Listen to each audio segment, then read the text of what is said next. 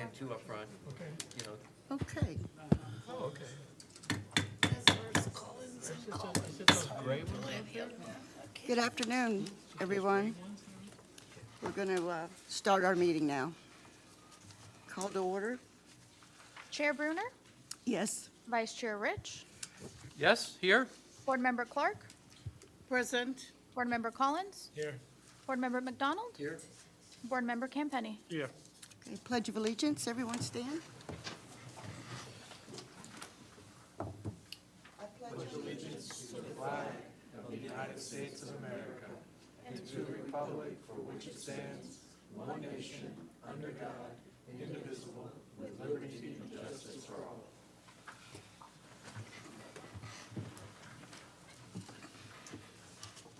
Can I get approval for the agenda? So moved. Second.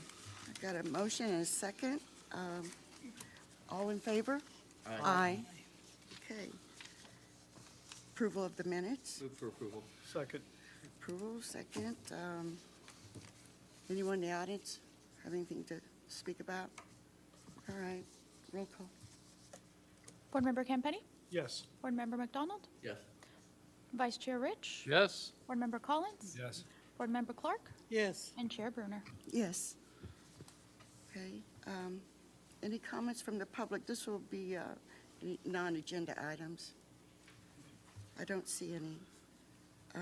Any comments by our board? No. Okay, we don't have any. Action items, Pinal, presentation of Community Redevelopment Agency Annual Report, Thank you. 2023. Good afternoon. Pinal Gandhi Savdas, CRA Director for the record. We're required to submit this annual report with all the CRA activities and financial statement of the previous fiscal year 2023 to the state by March 31st of every year. We also published a notice in the newspaper if anybody wanted to review the report and comment. After approval of the report tonight, we will be submitting the report to all the taxing authorities, such as Martin County Property Appraisers, Martin County Board of County Commissioners, school boards, and et cetera. This is the first year we actually updated the design and the layout of the report, which was attached to your agenda item. So this is the most professional it's looked in 25 years, so I was really excited to present this. And I do want to thank Jordan Pinkston for her work on the layout and formatting for this report. I'm just going to go through the report really briefly, and then if you have any questions, I'll be happy to answer any questions on the projects and programs. This is the table of content. It outlines the sections in the report. And then next we have a purpose. What is the purpose of this report? We have to comply with the Florida statute requirements and our mission statement. This section talks about how the CRA was created and all the amendments we've had to the CRA plan since it was adopted. It also covers any amendments to the CRA plan that we've had over the years. And I did briefly cover this in the CRA plan amendment when I presented that back in January. This section describes the CRA boundary and how the TIF works. It talks about the expansion we've had in the CRA in 2002, 2006, and 2015, and the increment in tax revenue from the base year of those years and 2023. Again, this is something I covered during our presentation when we amended the CRA plan in January. But it's here in the report if anybody wants to review it in the future. Some of our major accomplishments since the inception of the CRA plan. Acknowledgements of the CRA board members and CRA meetings we held in fiscal year 2023. Also acknowledging the CRB members, a brief description of their jobs and responsibilities, and all the CRB meetings we held in fiscal year 2023. This introduces CRA staff and their background, acknowledges the city manager, city attorney, and all the head of the departments that we work closely with on all of our projects. So the next section describes all the CRA projects and more specifically all the accomplishments in fiscal year 2023. In 2023, we funded 8 applications through the BURP program with a total of $58,000 in grant The program does encourage property owners to invest their own money for the improvements, and in fiscal year 2023, there was about $100,000 of private investment for these improvements. Through the Mosaic Artwork Program, we installed a total of 6 mosaics on the sidewalk in the Creek District. In fiscal year 2023, we contributed funding for 2 of those mosaic artwork. We had 1 application for the mural matching grant program in fiscal year 2023 on the VA building in East Stewart. That project has been completed. This year, we are seeing more applications, so the program is working, and we should have 3 to 5 applications this year in fiscal year 2024. Through the residential facade improvement and paint-up program, we provided funding for minor exterior improvements to residential properties and exterior paint. We received 3 applications for the exterior paint program for a total of $1,500 in reimbursement. Our residential street tree program was created to increase tree canopies in the neighborhoods, and this was the second year that we implemented the program, and we installed 6 trees in the Sherwood Forest neighborhood, which is just east of the East Stewart neighborhood. The CRA also provides funding for operation of the tram system. We were up on the ridership in fiscal year 2023 by 9,000 passengers from the previous year. We also have those panels on top of the trams for advertisements. All of those have been rented and generating approximately $4,000 in revenue. And this year we also wrapped 1 tram with the bright green color to increase visibility. The other 2 trams will be wrapped during the summer of this year. We partner with Main Street to apply for a grant to update the historic property survey report. That report was adopted in 2023. It also provided the basis to designate downtown Stewart on the National Register of Historic District. Although we call it a historic district, it doesn't have the formal designation right now. So Main Street did apply and receive another grant to pursue that nomination of downtown core on the National Register of Historic District. That's great. That's great news. We're also pursuing nomination application to designate East Stewart neighborhood on the National Register of Historic District. That application will be submitted at the end of this month. We celebrated the dedication of historic marker for Mount Calvary Missionary Baptist Church in May 2023. We amended the neighborhood revitalization program to include SELF program, and that was adopted early January 2023. The program provides grant for up to $2,500 for energy efficient home improvements. We received 2 applications under that program, and currently it's in the process of executing an agreement for the grant. We also approved a budget amendment for $40,000 to acquire the parking management system for the parking enforcement in downtown. That system has been purchased, and it will be in place by fall of this year. The downtown undergrounding project includes Osceola Street, Seminole Street, St. Lucie Avenue, and Colorado Avenue. The design for the undergrounding and streetscape has been completed. As you know, we've advertised for RFP twice for this project. We had to reject the proposal twice. The first proposal did not include the price, and the second proposal had too many errors, and the price just seemed inflated. So we went out for bid again in January 2024. And we received 1 proposal. That proposal is on the City Commission agenda item tonight for authorization, so we can start negotiating with the proposer. But the final price proposal will be presented to the CRA for direction at a later time.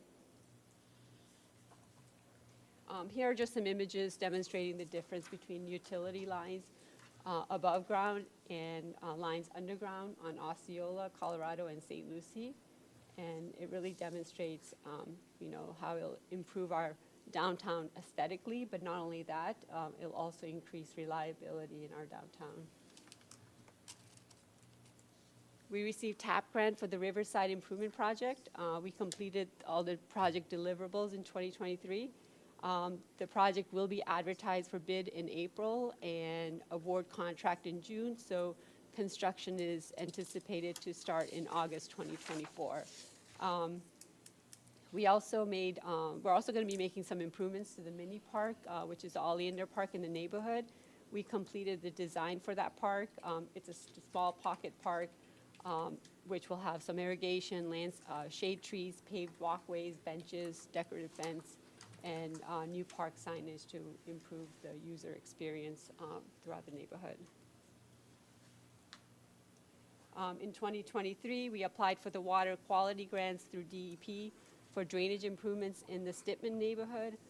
Unfortunately, we did not receive grants for this project, but we did review the scoring sheets to see where we fell short on the application. So we do plan to apply again and hopefully make a stronger application for the next grant cycle, which opens up in summer this year.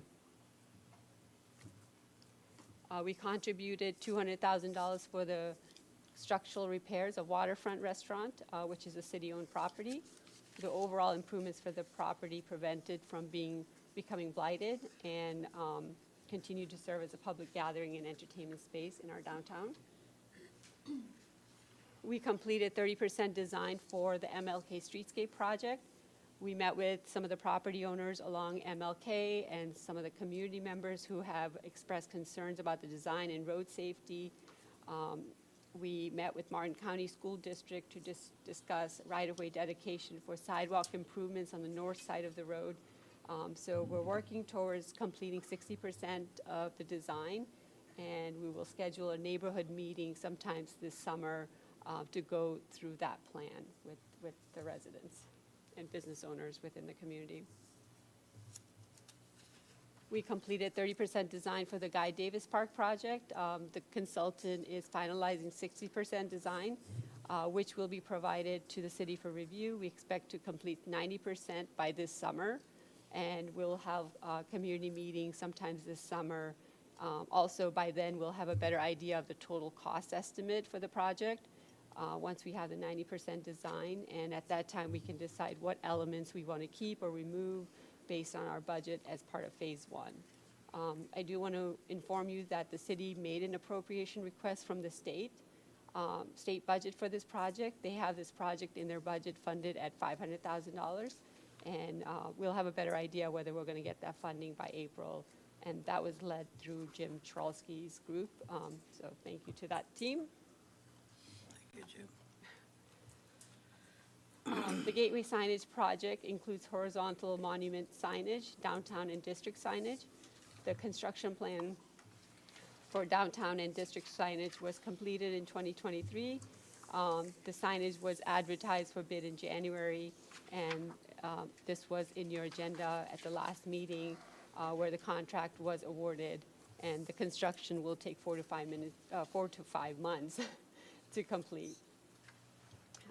This project also includes a horizontal signage along Federal Highway and Canner Highway, but that requires FDOT permits, so that's in process right now. And once the FDOT approves those signage, we'll go out for bid for the horizontal sign and bring that proposal to the board for review. I did budget $350,000 for that project, but the award for the vertical signs were about $172,000, so there's still remaining funds to do the horizontal monument signs along Federal Highway. We also, during the form-based code, we worked on updating the East Stewart Master Plan, and that plan was adopted in July 2023.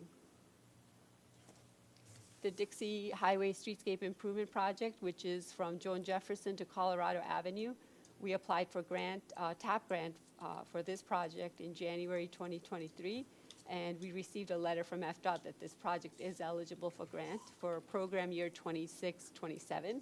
So we'll start working on the final design for this project in early 2025. The Federal Highway Street Planting Program and Master Plan was adopted in October 2023. We recently started promoting that program by sending postcards to property owners, and we'll start scheduling meetings with those property owners for site visits and just encouraging them to participate in the program. We're also working on wrapping the traffic control boxes within the CRA. Martin County operates and maintains those traffic control boxes, so we're coordinating with them to amend the maintenance agreement to include city's responsibility for maintaining the wrap. We were informed that we can't do any advertising or sponsorship on those wraps, so we'll have to present what those images will look like, but it can't have any advertising or sponsorship. For the traffic control boxes along US 1, Martin County, our FDOT is coordinating with Martin County to do safety messages on those boxes. So those would be eliminated from our program, and it would only be the traffic control boxes within the CRA and not US 1. We received $750,000 in CDBG housing rehab grant. The top 11 applications were reviewed, and the 6 of those applications have cleared their environmental, and they signed their contract earlier this month, and so construction has started on those projects. And the remaining 5 applications will go through the bid process and environmental clearance before they sign their contract.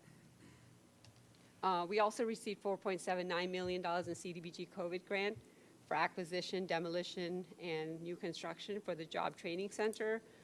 As you know, we closed on that property earlier this year, and we're working with Kimley Horn to prepare the civil plans and architectural plans for that project. At the same time, we're coordinating with Project Lift to prepare the memorandum of understanding to provide services at the new facility. So you should be seeing that memorandum of understanding at the City Commission meeting in April. This just shows that we continue to partner with Main Street and promoting downtown to support downtown businesses. As I mentioned earlier, they did apply for grants to update our historic property survey report and designating downtown core as a historic district on the National Register of Historic Places. TIF revenue of $4.2 million was deposited in the CRA Trust Fund in fiscal year 2023. TIF revenue was used for activities like professional services, incentive programs, tram operation, design for improvement projects, such as Dixie Highway, Guy Davis Park, and MLK. And here's just an unaudited financial report that we're required to submit for fiscal year 2023. Once we have the audited report, we will publish that on the website within 45 days after it's completed. And that concludes my presentation, and just requesting to approve the filing of this 2023 CRA annual report. That was an excellent presentation. Madam Mayor? Yes, yes, Commissioner McDonald. Thank you very much. Pinal, thank you. Really no questions, more of just a couple comments. I'm just going to focus on page, I guess it's page 5 of the report. And one of the things I saw was that the taxable value within from 2002 was $104,937,283, and in 2023 it was let's see, no, I guess that was 1998. In 2023 it was $465,999,594, which is a remarkable increase and I think that was for the north-south, Stewart North, South, and Center. It did not include some of the other areas, but going off to the right of that, the TIF fund in '99 was $41,000, and TIF funding in 2023 was $4,237,958, which is an impressive increase in value that the CRA has created over the last 24 years. And there was so much hard work done by so many people, especially in the beginning, that had the vision for it, and having vision for making some changes on Colorado Avenue and creating the CRA in the first place. But to see these kind of numbers racking up in each area of the CRA, including the expansion areas, is amazing, and really tells me that we're heading on the right track, and we've been doing so many good things. So thank you. That's all I have. Any other commissioners?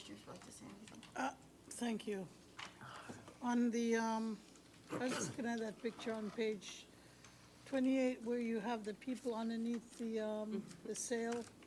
And I know that the DBA used to do a lot. I'm not sure how much a coordination is between the DBA and the Stewart Main Street.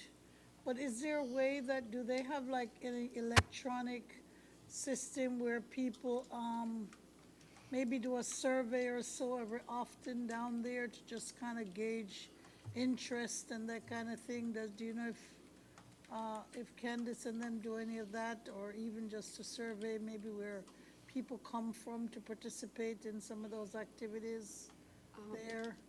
I don't know Sunday, if she 1 to collects 4 that, but I p.m. think that's a good idea. I can have her look into something like that, maybe do a survey. It could be something she can do online. Okay, yeah. All right, thank you. Did we make a motion to approve it and send it off? Do we need a motion, Pinal?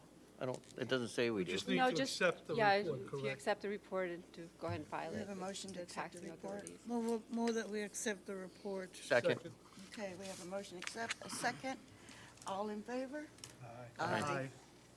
Can I just ask one question? Yes, sir. Pinal, thank you for that, and Jordan as well. What part of the CRA do you think could benefit from greater attention from us?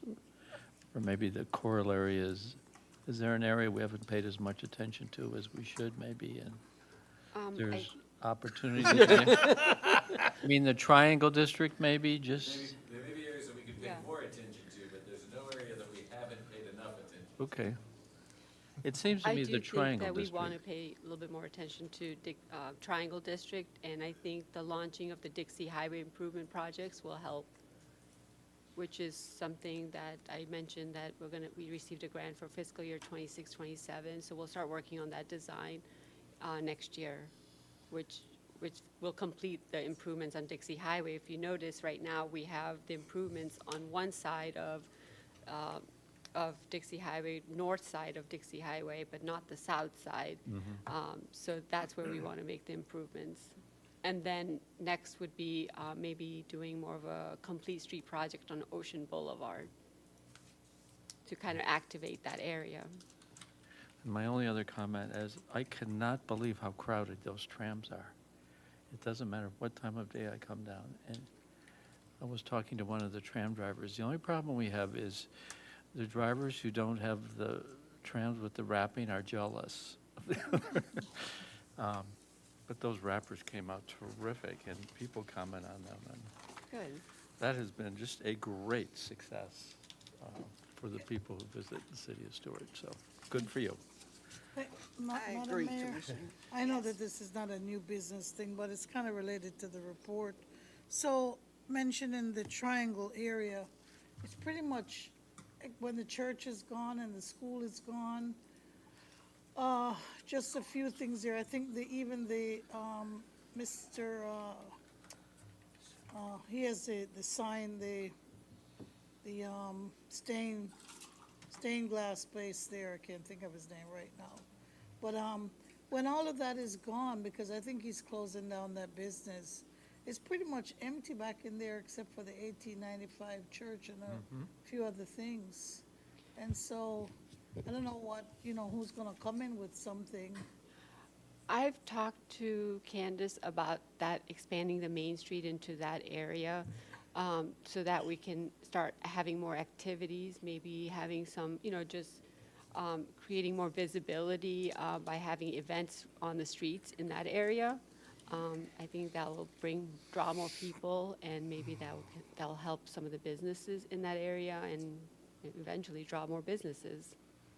So I think we really need to work on activating that area. We need some sort of business that's going to draw people there, restaurants, some, businesses that'll actually create some pedestrian activity. Right now, it's not even safe to walk. If you go on Dixie Highway, people don't feel safe to walk along that road. So we have to do the improvements in order to create, safe pedestrian access, and then eventually that'll create more activities, and that draws more businesses to the area. And we have the plan that the Regional Planning Council did for us when we did the study Right. of that area. Right, and that's one of the improvements identified is the Dixie Highway, so that's something that we're working on. Madam Chair, I think our illustrious city manager Well, wants to say So something. just as a historic point, if you compare the Triangle District or the area west Ocean Boulevard and that area compared to, say, downtown, in the late 80s and early 90s, downtown had a similar feeling of the other side, and the commissions in the past focused on that, had some charrettes, and it resulted in a push for some residential components to downtown to get people living in the area after Friday at 5, because right now, one of the problems you have with we call the Triangle area, but everything on the west side of the tracks, is that the AT&T building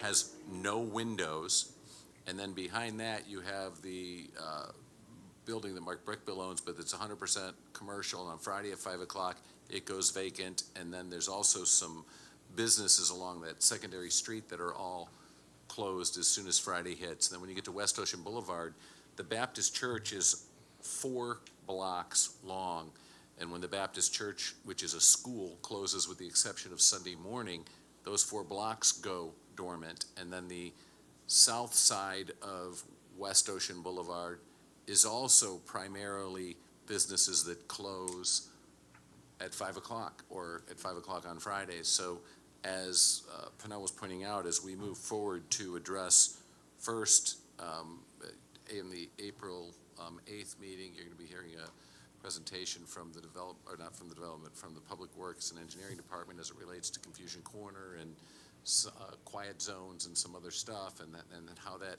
connects to West Ocean Boulevard and Dixie Highway. And then if in fact the Baptist Church were to ever sell, whoever purchases that would probably be coming in for a redevelopment of some sort. Regardless of what it is, they have an abandoned right-of-way, but they've also got some other streets that interconnect that probably could be reconfigured, and the commission will have the discretion to kind of horse trade with them. And if you were to have a plan for what you wanted to see over there, you could agree with whoever that was to say, okay, well, the city will abandon this street in exchange for this and create some traffic flows, because as you get closer to the railroad tracks, those little triangular parcels that are cut off by the three streets that go become almost impossible to navigate in cars. And then because of some one-ways and some other issues, and when you get to Confusion Corner, of course, you can't turn left to go back onto East Ocean and other stuff. So as that comes forward, we will need to come back before both the CRA and the City Commission to pursue those changes and those design plans and those matters. I do know that quiet zones and Confusion Corner is going to be coming forward no matter what. I also know, as Pinnell pointed out, that there's the Dixie Highway redesign that's also going to be coming forward essentially this following calendar year.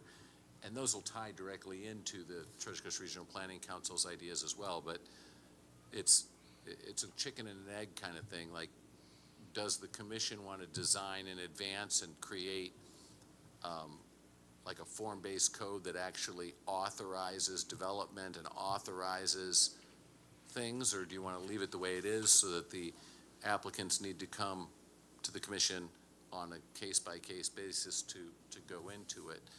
Obviously, the case-by-case takes longer, but at the same time, there's nothing wrong with that.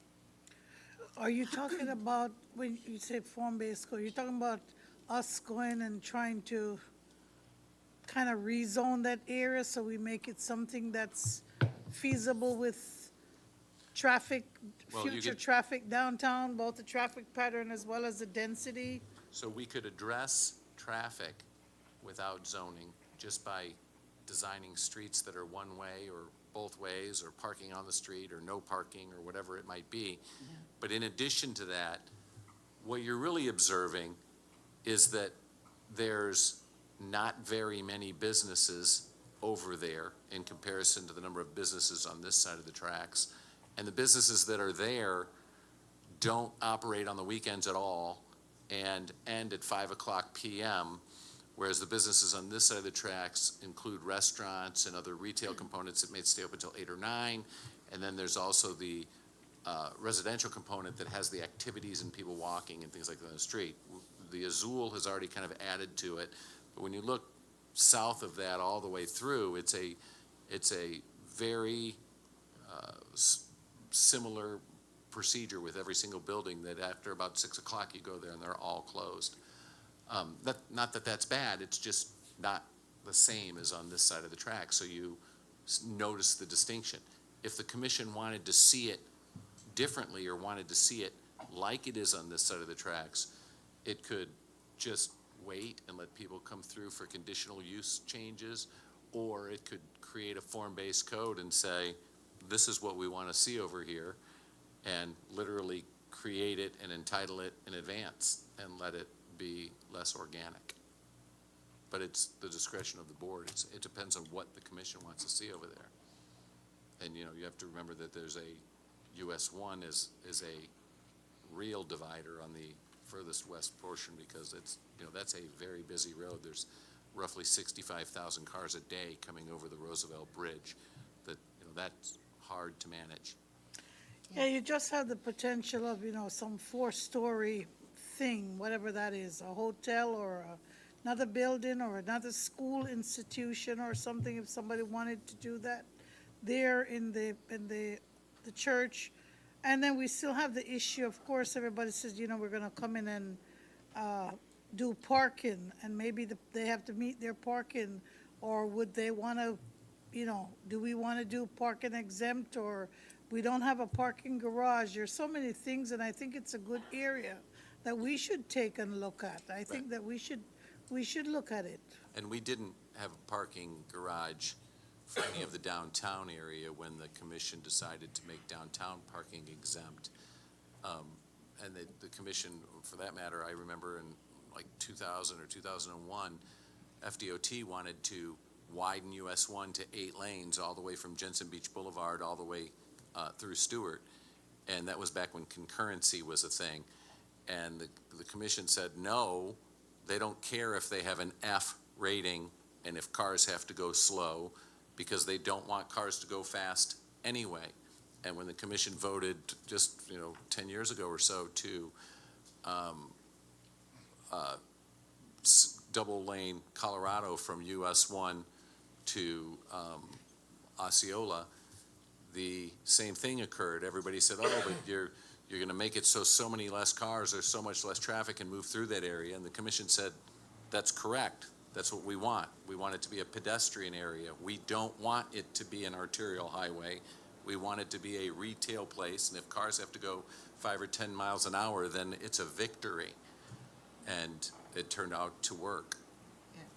So I don't think we should be doing anything right now until we see what's gonna come down with the DOT or your plan and everything else. So just for clarity, I don't have a plan. When you say your plan, I Well, know you that have there's something about closing Dixie well, Highway there's there and so rerouting. Dixie has a plan for some parking and some other designs. There has been no adoption for the closing of the roads, but that will be coming to the board. But that will be coming Right. to the board, and I think that's the first thing to do. And then we could talk about that first street on Dixie, because those are the parcels that give us the most problems, because they're kind of hard to reuse. Right. So I think that's where you begin. And you'll probably get and at some point, I keep hearing that the Baptist church is for sale, and then I hear that it's not for sale, and then I hear it's for sale, and back and forth. But my experience has been, whether it's that one or some other one, that all of a sudden, one day it's sold, and then somebody's wanting to redevelop or do a project, and here it is. And so that will be coming your way at some point in the future, and you guys can, respond to it accordingly, whatever it is that they have in mind. That's a big piece of property, and also Right. Seacoast. Those are Yeah, two big those are pieces two in our big- city. Right, impacts. Thank you. Just want to mention, as far as the form-based code, we didn't want to just stop after the Creek District and East Stewart neighborhood. We do want to implement it in in the Triangle District or any other areas that need it. But we wanted to see how the code is working first. So this year is our trial, using the code and see what's working, not working. So that way, when we start working with the Triangle District, we can carry some things over and then improve on some things. So we could put that in the budget in the next couple of years to work on the form-based code for that area. I mean, I noticed we have a sign Yeah, that number says, 3 is one of the new Yeah. signs is the Triangle District. Right, yeah, exactly. All right, let's go forward. You have a motion, you have a second. Have a motion and a second. Any public comments?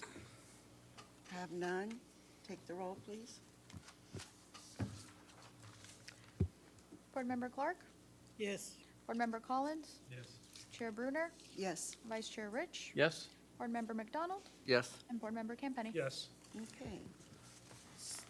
CRA Budget Amendment number 3 to the fiscal year 2024. Thank you, Pena. Thank you. So this is a budget amendment, number 3, to the fiscal year 2024 for a couple of our projects and program, Riverside Park Neighborhood Improvements and Real Estate Development Accelerator, which is known as the RETA program. Just a brief background about the Riverside Improvement Program, just because we have a couple of new commissioners on the board. The Riverside Improvement Project is located just north of the drawbridge on Dixie Highway. It's bounded by Palm Street on the north, Fern Street to the south, Dixie Highway on the east, and North River Drive on the west. This is a mixed-use community where we have professional offices, restaurant, marina, neighborhood park, hotel, single-family homes, multifamily homes.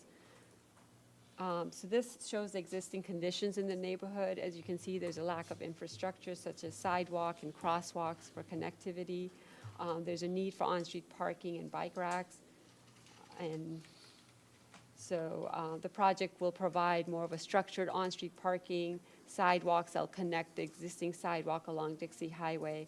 Resurfacing will put some new bike racks and street lights and landscaping to create more of a pedestrian-friendly neighborhood. So the CRA budgeted $2.1 million for this project in fiscal year 2024. The FDOT TAP grant funding is in the amount of $1.5 million for the project. The estimated construction for this project is about $2.06 million. And we have an interlocal agreement with Martin County to administer the grant and implement the project, since they are the lab certified agency and they're sponsoring this project. So the additional costs includes contingency, Martin County administrative fees, CEI, which is the construction, engineering, and inspection services. So the total estimated cost is $2.7 million, and staff is requesting a budget amendment of additional $600,000 for this project. Don't forget, we are going to get reimbursed $1.5 million after the project is completed. And as I had mentioned earlier, we do expect to start construction on this project in August 2024. We have another amendment also as part of this resolution. The second budget amendment is for the Real Estate Development Accelerator program, again referred to as a RETA agreement between the city of CRA and the new Avonlea PUD.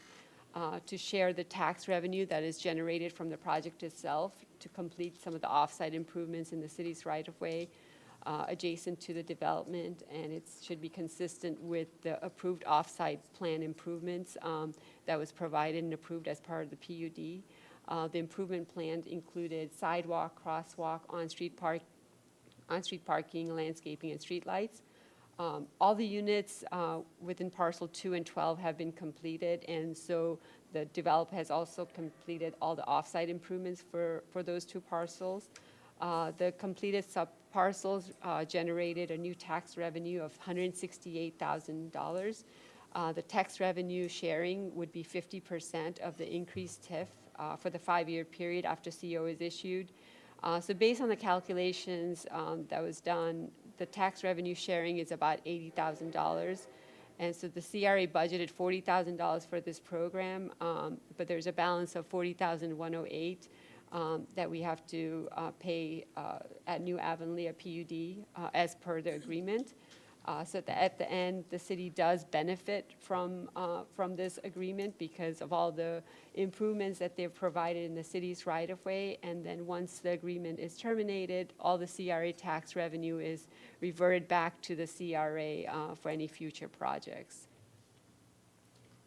And so today, staff is just requesting approval of resolution number 08-2024, authorizing budget amendment to the fiscal year 2024 CRA budget. Move approval? Second. Any comments from anyone? Do we have any comments from the public would like to speak on this? All right, we have a motion and a second. Roll call. Board Member Collins? Yes. Board Member Clark? Yes. Vice Chair Rich? Yes? Mayor Brunner? Yes. Board Member McDonald? Yes. And Board Member Campenny? Yes. Okay, this meeting is adjourned. Thank you. Thank you. Good job, Thank you Madam very Mayor. much for that.